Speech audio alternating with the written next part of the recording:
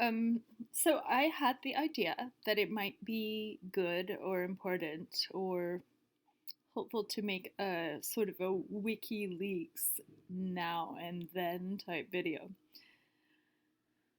So around 2009, I got really into the Pirate Bay. I really like entertainment law and the music industry, so I was into it for that angle. Thought Anakata was brilliant telling off the recording industry. And I grew up with my dad doing a lot of research in recording industry stuff. So a lot of it rang a lot of bells. So the thing that really bugged me is I was like, well, the internet is such a vast and amazing tool. What's really going to happen is this was going to be used to create massive upheavals politically. Because who cares, like, if you have the next pop song? But if you have political information being shared in this massive, fast format, things are going to change really rapidly. So I kind of already knew something would happen. By the time I first saw Assange, I believe it was on Democracy Now! In April of 2010, I was still in Los Angeles. I was working paralegal school work, and I really didn't pay too much attention. I thought he was like, because he's well spoken and has his stuffy Australian English hybrid accent, I just assumed he was, I don't know, with Amnesty International or any normal, concern for human rights type thing. I didn't really pay much attention. But then that summer, I was going to Portland State University taking economics classes that were frankly pretty boring. So I was surfing the web a lot in classes and um, found Aaron Swartz and WikiLeaks about the same time. So the data thing from Swartz's MIT thing, I was just like, yeah, this is a problem that's really bugging me. I hate paywalls. I read a lot of academic journals. This is annoying. What's up with all this funded research that is being sheltered away for rich people, basically?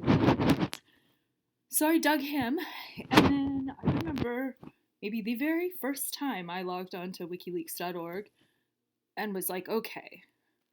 And I think I just thought my very first impression were something like, oh, this is weird, but this is cool. And a lot of that, say, 2010 web design was made to look almost exactly like Wikipedia. And I believe that was intentional, that the wikiization of WikiLeaks kind of helped neutralize the concept. So it created a neutral idea. It's just information sharing, like Wikipedia. It's very similar to Wikipedia. It looks like Wikipedia. The font is similar to Wikipedia. The coloration, kind of like an old basic web architecture.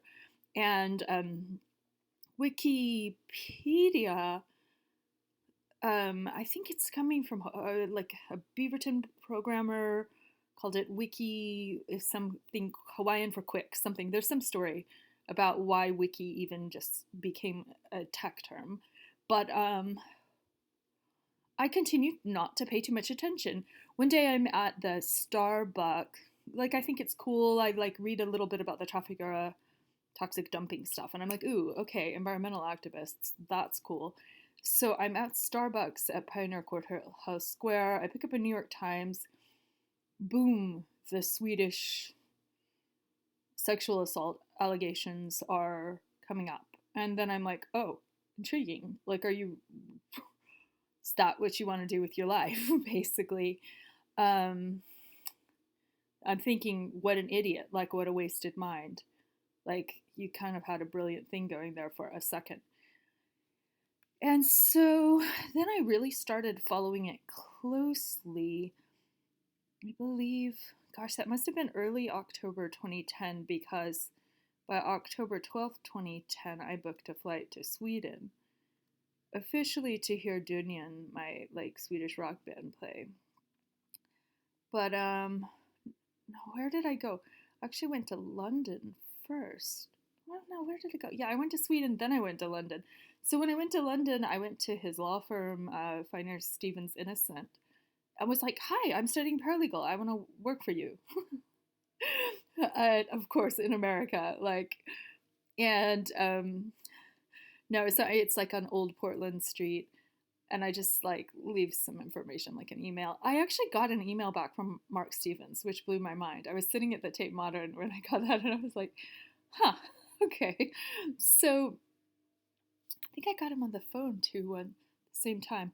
I don't know. So back then I used Skype for everything. Skype was really easy to use for making international calls. So what's the point? I ran into somebody, say, in 2011 summer London, who was an Australian named Alice Segretti. Alice Segretti has something to say. Ali basically explained that Assange was under, prosecution agreements regarding his juvenile stuff, his early 20s stuff, and was under agreement to work for U.S. intelligence. And Ali kind of said hi in court and knew that there was some recognition there because they had both been involved in some stuff with like space, hacking space databases or something. And I think early in 2010, as I'm getting, following this, I read some maybe disrespected conspiracy theorist who's just like, oh, no, this is all like covert activities. This is all psychological warfare. He isn't who he says he is. So by the time I'm in Sweden in 2011, as the Arab Spring is downloading, and supposedly WikiLeaks cables are being like printed into Arab dictatorships, and now dictators are falling. Somebody I'm talking to at a computer store in Sweden was just like, oh yeah, isn't it all kind of contrived that there just happens to be this massive toppling of dictators and then redevelopment and economic development. And what it was my understanding was that in the Arab-speaking world, it was commonly understood that WikiLeaks was a government intel agency front group purporting to be independent.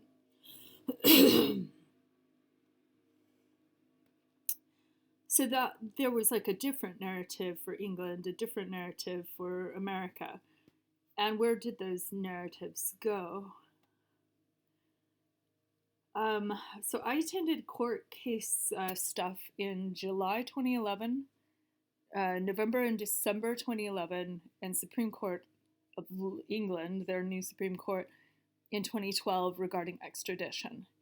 And I also attended a parliamentary debate as well as the backbench debate, which is when I got to speak to Zach Goldsmith, who then was talking about extradition and differing norms in judicial, in like differing countries in the European Union, and how the disparate jurisdictions are kind of dubious. So, as for Assange being arrested April 11th, I was having an interesting day myself, and the Ecuadorian embassy thing, it's kind of hard to believe that that actually happened. I didn't really believe in Snowden either. I mean, no, but does anybody ever ask if Snowden is at least a double, if not a triple agent for someone or something? Like, what if he just has his story? What if his story is a cover story? And I don't think people think so deeply about those things. By 2012 summer, my head was just in a tangle. I was like, is it a front? Is it a real thing? Is it a front? Is it a real thing? And I just came to accept I will never know. What I knew from a feeling when I first basically interacted with Assange after seeing him speak with Slavoj Žižek and like interjecting when Slavoj was getting nasty. And then I see him outside the court. He's trying to pass out his court papers about his sexual attacking these women up in Sweden, which are just some pretty gory information in those about like pinning a woman's legs and that sort of thing. So the,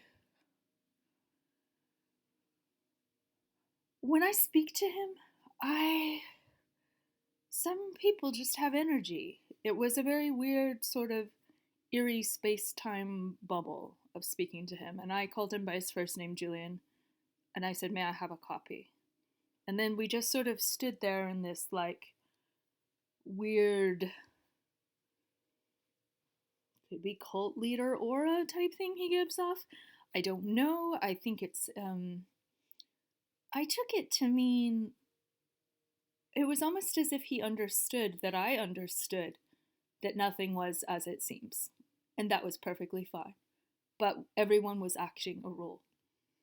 That's what I got out of it. And I understood that it was necessary to overthrow massive military dictatorships the quickest way possible. The internet revolution was making it possible.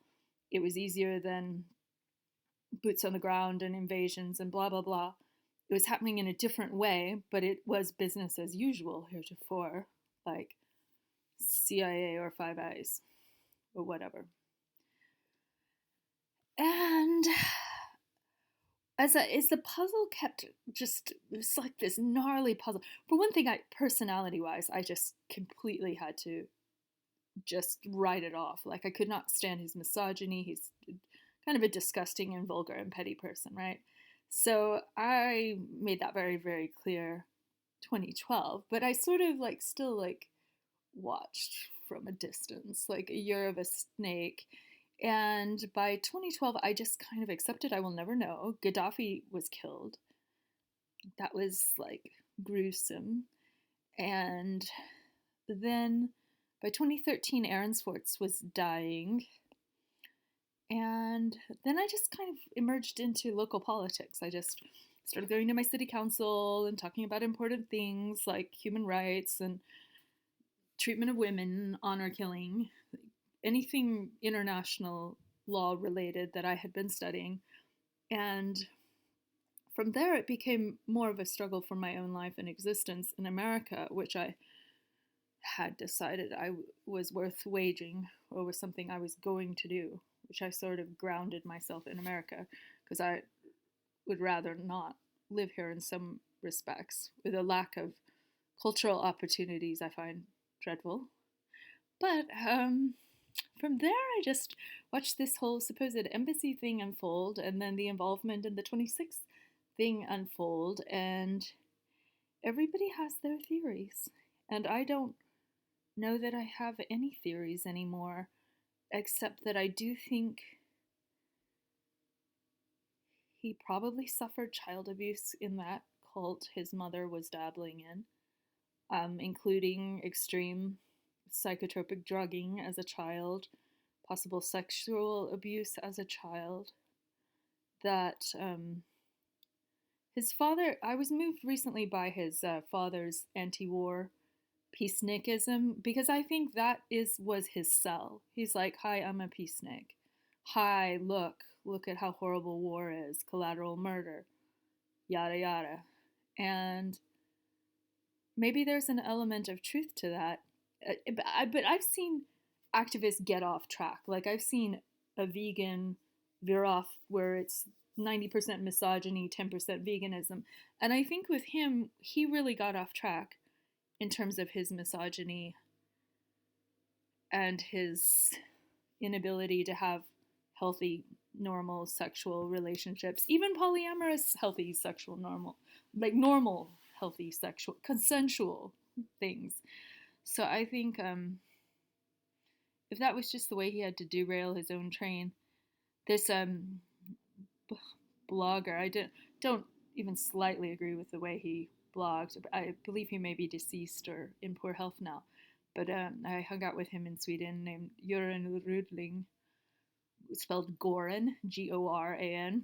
He told me a funny word in Swedish, and it's rättshaveristi, rätts being rights, and haveristi meaning like either a train wreck or a car wreck. But it means like rights train wreck. But it's someone who is so absorbed with their own sense of their own rights that they're constant. It's kind of connotes what we in America would say litigious. maybe not vexatious, but someone who's very absorbed in their own legal catastrophes to the point that it becomes their like full-time concern and interest, and that he would say Julian Assange was a Retz Havaristi.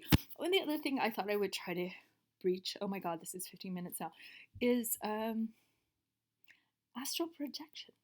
Like I kind of think that people we meet, who we connect with in any way, which I think I did connect. I scanned his doc. It was on his website for a while. Then one day I changed the coding into the his legal filing. I'm wondering, is he using my name because it's Eng? I'm absorbed with whether or not he's some kind of agent. And I pulled the plug on it by basically saying, why don't you stop abusing these women? Change the title to something like Stop Abusing the Women. And because he was actively being like a cyber troll and cyber harassing them and engaging his mob armies of trolls to do so. And I just found it unconscionable. And uh, in terms of astral projection, I think anyone you've contacted, anyone you've had any interaction with, there's some kind of resonance that's still going on in the fabric of the collective unconsciousness. And I think of him as a human that I've met who's in a prison. I think in some ways, kind of like my ex who tried to kill me, prison might be a good place for him as long as he's not being murdered or raped or something. Like, I think he needs a lot of structure and he probably needs a lot of rest. I know he has workaholic tendencies. He's probably overworked, so he needs a lot of rest.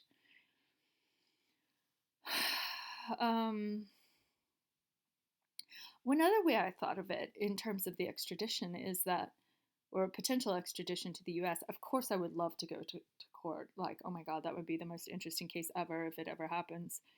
But I thought, well, you'll be an American now. You'll be safe here. Because in certain ways, America can provide some security in some circumstances to some kinds of people, like a large amount of security and room to breathe. The reasons I came back. And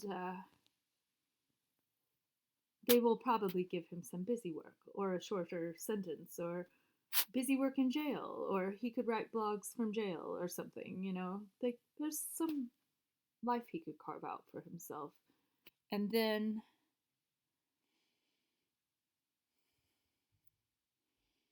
what's there to say? He's a Cancer of the zodiac. They're very emotional and they're prone to their mood swings.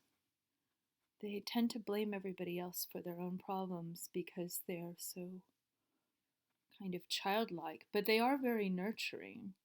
And the thing I was also thinking of is that good people can do bad things. Say his intentions were purely good to help with the war. His misogyny against Hillary Clinton, I don't like Bill Clinton's creepy sex abuser side. Who does? I don't like it. I think Bill Clinton is grotesque in that way. And I don't know. I follow Louise Mensch's theories that, oh yes, he's a Russian agent and blah blah blah.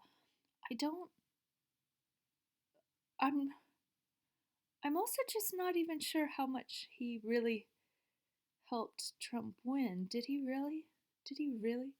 Was that just a train wreck that was going to happen anyway? I don't know. And I think his own sense of grandeur and self-importance is huge. I thought of him as an economic hitman. And some of the things I learned about record keeping, I learned from Julian Assange. The blogger who I am today is because he mentored me in a remote and distant sense by watching the way he works. And there are ways that I'm very lucky because I don't have any skills towards doing anything, breaching databases. He was a true computer nerd. I did hang out with David House in London, and I didn't quite realize he was active in helping build things or that he would be called to testify for grand jury. Very nice guy. Very nice, very beautiful, very inspiring. And he let me sleep on the floor of his little tiny room at the Frontline Club. And he said, well, you can come to my bed. I was like, no, I won't, because you're so cute. He was so cute. But he was completely like trustworthy and adorable and innocent. And the day we found out he testified for grand jury, and he was like, well, I don't have an embassy to hide in. I was like, wow. And I had this premonition, David House in 2020. Like, I felt like this is someone who is such a charismatic and dynamic leader or individual that something very important will come up. So during the that cute State Department guy, Mr. Holmes, that David Holmes, was testifying in the impeachment hearings, I was just like, oh, just call EDVA. Who cares? So I finally call EDVA, and I was like, well, if there's something I know that you need to know, please feel free to call me, which of course they never do. But I sometimes feel that, well, maybe the whole purported extradition is just going to be a sham. I always suspected they would assassinate him. And that was part of why I tagged along, was to be a human shield. And literally when I was helping just be a part of the mob, the throng in these court crushes that were, very, very close to stampedes, I knew I was essentially functioning as an undercover security, because people, once they get to that level of madness in like public furor and adoration, they need a little extra support. So it was strange, because it was just like almost so much natural. When things flow nicely in an operational sense. And then what's with the Amal Clooney thing? I mean, good God, she was Amal Alamuddin on his arm, July 2011, and I'm there because I'm thinking, well, you need women, because obviously, you're probably a rapist, and we need some women to like prop this up, or give you a veneer of respectability, helping the poor rapist off to get extradited to Sweden. And I think in some ways, if we hadn't had the discussions around Assange's assaults that we had online, we would not have the Me Too movement. Nobody's really said that, but I'm saying that. I'm saying that we have to hash out all the nuances of what everybody calls gray zone stuff, or if you rape the woman that you just slept with in her sleep, is it still rape? Yes. If you tear a condom, is it still rape? Yes. If you forcefully pin her knees down so she can't kick you off her, is that a sexual assault? Yes. We needed to have those conversations. And when I was parsing this creepy guy with herpes who lives in my town did some weird attack on me, I was able to piece back to Julian Assange's document he handed me about pinning this woman's knees. And I realized, well, this man pinned my knees too. That's very rapist-y. One does not pin a woman's knees as you force a sex organ on her or in her. In his case, he was having sex as he pinned her knees. In this case, the man was rubbing his penis on my thigh. So that was Christopher Duffy. So Christopher Duffy didn't really expect to get into my Julian Assange related blogging, which I really have had nothing to say about him for years. Nothing. I found him rather tiresome. And his fans and friends are even worse. They were stalking me to the point of trying to push me over the edge, I suppose, and I just kind of like deleted, disengaged. I found a few critical thinkers out there that I blogged with, and I really know nothing of value other than all of it seems like an antique radio to me today. It all seems so passé. All the revelations and revolutions regarding information sharing. Although I do realize some of the more futuristic humans maybe are still ahead of some of the, say, local bureaucrats in whatever town you may choose to live in.